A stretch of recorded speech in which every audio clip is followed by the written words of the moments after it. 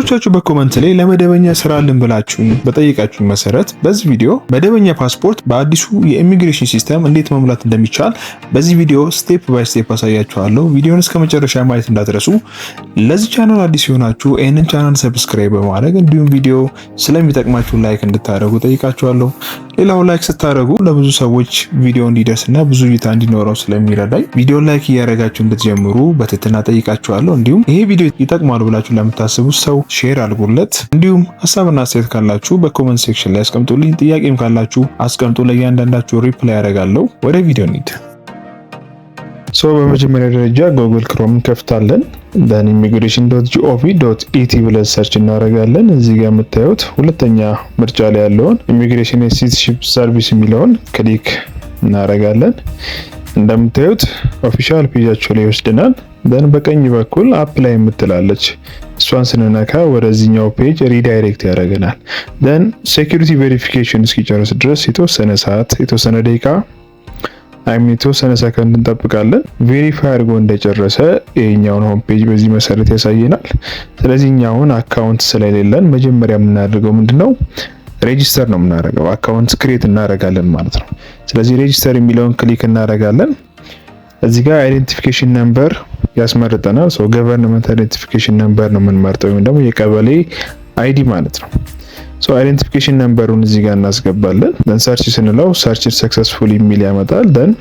ከዛ በኋላ ፈርስት ኔም፣ ፋዘር ኔም እና ግራንድ ፋዘር ኔም የሚለውን እዚህ ጋር ስማችንን እስካት ያለውን ስማችንን እናስገባለን። ይሄንን እንዲሁም በአማርኛ እናስገባለን። ሁለቱንም በአማርኛ በእንግሊዝኛ እንጽፋለን ማለት ነው።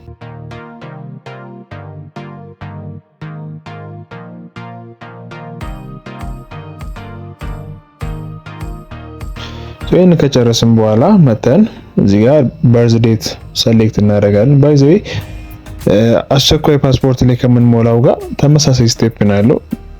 የመጀመሪያ ሜጀር ልዩነቱ የምንለው ይሄኛውን ስንመርጥ ኦርዲነሪ ብለን ነው የምንመርጠው ወይም ደግሞ መደበኛ ብለን ነው የምንመርጠው።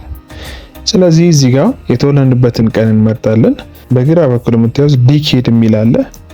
ዲኬድ ማለት ለምሳሌ በ1990ዎቹ ከሆነ የተወለዳችሁት በውጪ በግሪጎሪያን ካላንደር ከሆነ የምትመርጡት 1990 የሚለውን ክሊክ ታደርጋላችሁ። 2000 ከሆነ ደግሞ በ2000 የሚለውን ክሊክ ታደርጋላችሁ።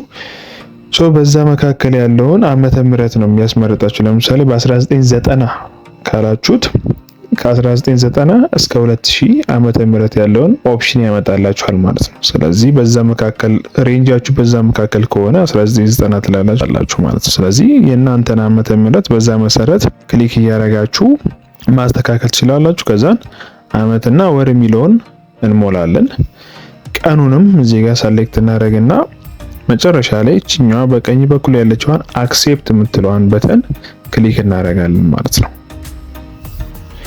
ከዛ በኋላ እዚህ ጋር እንደምታዩት እድሜያችሁን ካልኩሌት አድርጎ ይነግራችኋል። ሜቢ ተሳስታችሁ ከሆነም እዚህ ጋር ኤጅ የሚለው ጋር ቼክ አድርጉት፣ በደንብ ቼክ አድርጉት። ስለዚህ እድሜያችሁን ካልኩሌት አድርጎ ስለሚነግራችሁ በዛ መሰረት በቀላሉ ስህተትም ካለ ማወቅ ይቻላል። በርዝ ሰርቲፊኬት ነምበር ነው የሚለው። በርዝ ሰርቲፊኬት ነምበሩን ባለፈው በኮመንት ላይ በጣም ብዙ ሰዎች እየጠየቃችሁ ነበረ። የብዙዎቻችን 16 ነው የሚለው 16 ነው ዲጂቱ 17 አይሞላም እያላችሁ ነበረ። 17 ካልሞላ አንድ ዜሮ ከፊት ለፊቱ ጨምራችሁ ማለት ትችላላችሁ። ምክንያቱም እንደምታዩት ከ17 በታች ከሆነ ሚኒመሙ 17 ካራክተር ነው። ከ17 በታች ከሆነ አይቀበልም። ስለዚህ አንድ ዜሮ በፊት ለፊቱ እየጨመራችሁ ማለፍ ትችላላችሁ። 16 ከሆነ ግን የብዙዎቻችን የኔንም ጨምሮ 17 ስለሆነ ወይም ደግሞ ሰርቲፊኬት ሲሰጥ እዛ ጋር ስህተት ተፈጥሮ ሊሆን ስለሚችል በደንብ እሱንም ማረጋገጥ ያስፈልጋል ማለት ነው። ከዛ በኋላ ናሽናሊቲ ነው።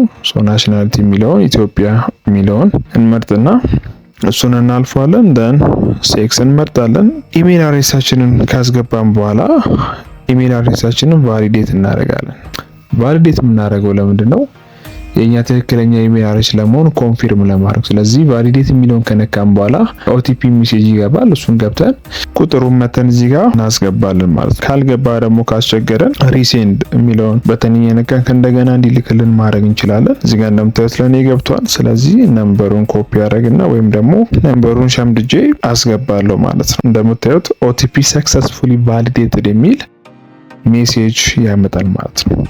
ልክ እንደዛው ስልክ ቁጥራችንንም አስገብተን ቫሊዴት ማድረግ አለብን። ስልክ ቁጥራችንን ያስገባን ቫሊዴት እናደርጋለን። እዚህ ጋር እንደምታዩት ስልክ ቁጥራችንንም ቫሊዴት አድርጎታል ማለት ነው። ደን ወደታች ስክሮል እናደርግና ዩዘር ኔም ይጠይቀናል። ዩዘር ኔም ማለት ሎጊን የምናደርግበት ዩዘር ኔም ይጠይቀናል። እዚህ ጋር እኔ በዚህ መንገድ አስገብቻለሁ። ከዛ በኋላ ፓስወርድ አለ። ፓስወርድ ስናስገባ ሁለቴ ነው የምናስገባው። የመጀመሪያው እኛ መስጠት የምንፈልገውን ፓስወርድ ነው የምናስገባው። ከላይ ያስገባነውን ደግሞ ፓስወርድ ከስር ኮንፊርም አድርጉ ይለናል። ተመሳሳይ መሆን አለበት። ላይ የሚያስገባ ነው ታች የምናስገባው ፓስወርድ ተመሳሳይ መሆን አለበት። ስለዚህ ኮንፊርም ፓስወርድ የሚለው ጋር ከላይ ያስገባነውን ደግመን እናስገባለን ማለት ነው። አረንጓዴ ካበራ ያው ስትሮንግ ነው ማለት ነው። ይሄንን ዩዘር ኔም እና ፓስወርድ መርሳት የለብንም። ዩዘር ኔማችንና ፓስወርዱን ይዘን መተን ነው እዚህ ጋር ሎጊን የምንለው። ስለዚህ ዩዘር ኔም እና ፓስወርዳችንን ማስታወስ አለብን ወይም ደግሞ መጻፍ አለብን እንዳረሳው። ለኔ ቀደም የሰጠነውን ዩዘር ኔም እዚህ ጋር እናስገባለን። ከዛም ፓስወርዱንም እናስገባለን ማለት ነው። አሁንም ኮንፊርም ለማድረግ ይጠይቀናል። ስለዚህ ኤስኤምኤስ ከፈለግን በኤስኤምኤስ ወይም ደግሞ በኢሜይልም ቫሊዴት እንዲያደርግልን እናደርጋለን። ስለዚህ እኔ በኢሜይል ነው የማደርገው። በኢሜይል ኮንፊርም አድርጉልኛል። ቅድም ባየነው መሰረት ኦቲፒውን ኢሜይላችን ላይ ገብተን ቼክ አድርገን እዚህ ጋር መተን ማስገባት ነው። ከዛ በኋላ እንደምታዩት የተለያየ አማራጭ ያመጣልናል። ደን ኦርዲነሪ ፓስፖርት የሚለውን መርጣለን። ወደ አፕሊኬሽን ፎርሙ ነው የሚያመጣን። አፕሊኬሽን ፎርሙ እዚህ ጋር እንደምታዩት ለማን ነው አፕላይ የምታደርጉት? ለራሳችሁ ነው፣ ለልጃችሁ ወይም ደግሞ ለሌላ ሰው የሚለውን ያስመርጣችኋል። ስለዚህ እኛ ለራሳችን ስለሆነ ፎር ማይ ሰልፍ የሚለውን ሰሌክት እናደርጋለን። እዚህ ጋር ደግሞ ቀናቶች 2 ዴይ ሰርቪስ አለ፣ 5 ዴይ እነዚህ አስቸኳይ የምንላቸው ደግሞ አርጀንት ፓስፖርት የምንሞላበት ነው። እኛ ግን ኖርማል ሰርቪስ ነው መደበኛ አገልግሎት። ስለዚህ ኖርማል ሰርቪስ የሚለውን ከመረጥን በኋላ አይ አክሴፕት የምትለዋን ራይቷን ቲክ እናደርጋለን። ከዛን ኔክስት እንላለን። አፕሊኬሽኑን ነው የምንሞላው ቅድም የሞላለውን ባይ ዲፎልት። ከዛ ወደዚህኛው ስለሚያመጣው ስም፣ በርዝ ሰርቲፊኬት፣ ኤጅ እነሱን አንሞላም። እዚህ ጋር የምንሞላው ሪጅን ኦፍ በርዝ፣ ፕሌስ ኦፍ በርዝ ይጠይቀናል። ከእንደገና ሴክስ የሚለውንም እንሞላለን። ቁመታችንን፣ የአይናችንን ከለር እንዲሁም ሄር ከለርችንን፣ ኦኩፔሽን ማለት ስራ የምንሰራው ምንድነው። ተማሪ ከሆናችሁ ስቱደንት በሉት። እዚህ ጋር ብዙ አይነት የስራ መደቦች አሉ። ስለዚህ እነዚህ ከዚህ መካከል የእናንተን ስራ ትመርጣላችሁ። እኔ ስቱደንት ብዬ እሞላለሁ። ማሪታል ስታተስ የጋብቻ ሁኔታ ነው። ያላገባችሁ ከሆናችሁ ሲንግል የሚለውን ትመርጣላችሁ። ያገባችሁ ከሆናችሁ ደግሞ ሜሪድ የሚለውን ትመርጣላችሁ። የተፋታችሁ ከሆነ ደግሞ ዲቮርስድ የሚለውን ትመርጣላችሁ ማለት ነው። ከዛ በኋላ የሞላችሁትን ቼክ አድርጋችሁ ኔክስት የሚለውን በተን ክሊክ ታደርጋላችሁ። ደን ሶስተኛው ስቴፕ የሚሆነው አድሬስ ነው። አድሬሳችሁን ማስገባት። የእናንተ አድሬስ የት ነው? አድራሻችሁን ታስገባላችሁ።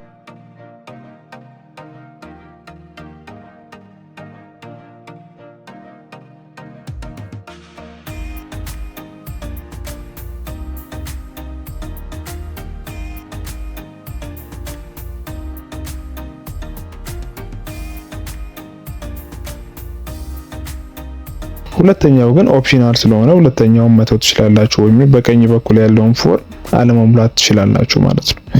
ከዛም ቫሊዴት ያደርግላችኋል። ሶስተኛው ስቴፕ አፕሎድ ዶክመንት። ዶክመንታችሁን አፕሎድ እንድታደርጉ ነው። እዚህ ጋር 3 አይነት ኦፕሽን አለ። የመጀመሪያው ቀይ የሚያበራው ፓርት የምታዩት እነዚህ ማንዳቶሪ ናቸው፣ ግዴታ አፕሎድ ማድረግ ያለባችሁ ዶክመንቶች ናቸው። ገቨርንመንት ኤምፕሎይ ኦርጋናይዜሽን አይዲ፣ የቀበሌ አይዲ ሊሆን ይችላል። እነዚህን አፕሎድ ማድረግ አለባችሁ። ሁለተኛው ደግሞ አውተንቲኬትድ የሆነ በርዝ ሰርቲፊኬት፣ አውተንቲኬትድ የሆነ በርዝ ሰርቲፊኬት ያስፈልጋችኋል። እሱንም ሁለቱ ኢምፖርታንት ናቸው ወይ ደግሞ አስፈላጊ ናቸው። ስለዚህ አፕሎድ ስታደርጉት እንደምታዩት ከለሩ ይቀየራል፣ ከቀይ ወደ ግሪን ከለር ይሆናል። እነዚህ ግን ኦፕሽናል ናቸው። አዘር ዶክመንት እና ኦፕሽናል ዶክመንት የሚባሉትን ባትሞሉትም ኔክስት ማለት ትችላላችሁ ማለት ነው። ከዛ በኋላ ቀጠሮ የምታስይዙበት ነው አፖይንትመንት። አራተኛው ስቴፕ አፖይንትመንት ላይ ያው የት ነው አፖይንትመንት ማስያዝ የምትፈልጉት? ክፍለ ሀገር ካላችሁ የክፍለ ሀገር ከተማዎችን መምረጥ ትችላላችሁ። ለምሳሌ አዳማ፣ አርባ ምንጭ፣ ባህር ዳር፣ ባሌ ሮቤ፣ እነዚህ ላይ ለእናንተ የሚቀርበውን ኤሪያ ማስገባት ትችላላችሁ ማለት ነው። ስለዚህ ቃሊቲ ብዬ መርጫለሁ። ደን ቀኑን አፖይንትመንት ዴቱን ያስመርጠናል። እዚህ ጋር እንደምታዩት አፖይንትመንት ዴቱ አቬለብል የሆነው እንደምታዩት ፌብሩዋሪ 20 ነው፣ ወይም ደግሞ የካቲት 13 በእኛ የካቲት 13 ላይ ነው አክቲቭ። ሌሎቹ አክቲቭ ከሆነ ውጭ ያሉት እነዛ አይሰሩም ማለት ነው። ቀጠሮ ማስያዝ አንችልም። ስለዚህ ማስያዝ የምንችለው ለየካቲት 13 ነው ማለት። ስለዚህ የመጀመሪያውን 20 በእርግጥ እናንተ በሚመቻችሁ ማስያዝ ትችላላችሁ። ከፈለጋችሁ 28 ላይ ከሆነ 28 መምረጥ ትችላላችሁ። ነገር ግን ሞር እንዲቀርብላችሁ የመጀመሪያውን 20 የምትለዋን የሚለውን እንመርጣለን። ከዛ በኋላ ታይሙን ሰዓቱን ጠዋት ላይ የሚመቻችሁ ከሆነ ሞርኒንግ ላይ ከዚህ እስከዚህ ሰዓት የሚለውን ትመርጣላችሁ።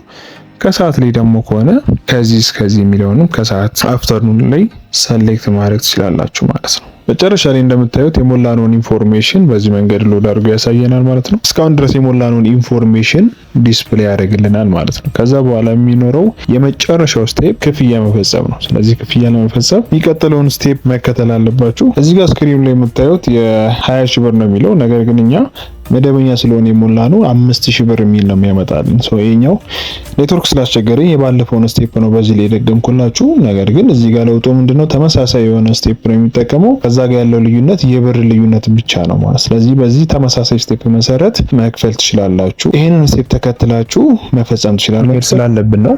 ከዛ የመጨረሻው ስቴፕ ፔመንት ነው። እዚህ ጋር እንደምታዩት 20000 የኢትዮጵያ ብር እንከፍላለን። የተለያየ መክፈያ አማራጮች አሉት። በንግድ ባንክም በቴሌ ብር መክፈል እንችላለን፣ በሲቢ ብር መክፈል እንችላለን። ከነዚህ መካከል አንደኛውን ከመረጥን በኋላ ከታች ኮንቲኒው የሚል አማራጭ አለ። ለምሳሌ ሲቢ ሞባይል መርጫለሁ፣ ደን ኮንቲኒው እለዋለሁ። ወዲያው ሜሴጅ ይገባልናል የማመልከቻ ባርኮድ እንደተላከና በዚህ ባርኮድ መሰረት ክፍያውን በ48 ሰዓት ማልፈጽም ከሆነ ሂደቱ እንደሚሰረዝ የሚናገር ነው። በፊት 48 ሰዓት የነበረው የክፍያ ሰዓት አሁን ላይ በአንድ ሰዓት ውስጥ ክፍያውን መፈጸም አለባችሁ። ስለዚህ ሬጂስተር እንዳደረጋችሁ በአንድ ሰዓት ልዩነት ውስጥ ክፍያውን ፈጽማችሁ መጨረስ አለባችሁ ማለት ነው። እንዲሁም ወደ ኢሚግሬሽን ቢሮ ስትሄዱ መርሳት የሌለባችሁ ነገሮች አሉ። የመጀመሪያው ቅድም ሞልተን የጨረስነውን ፎርም ፕሪንት አድርገን ሃርድ ኮፒ መያዝ ያስፈልጋል። ሁለተኛው የፋይዳ መታወቂያችሁ ማንዳቶሪ ስለሆነ ፋይዳ መታወቂያ መያዝ እንዳትረሱ። ሶስተኛው የከፈልንበትን ሪሲት መያዝ አለብን። የመጨረሻው ጉርድ ፎቶ አትሊስት 3 ወይም ደግሞ 2 ይዘን መሄድ አለብን።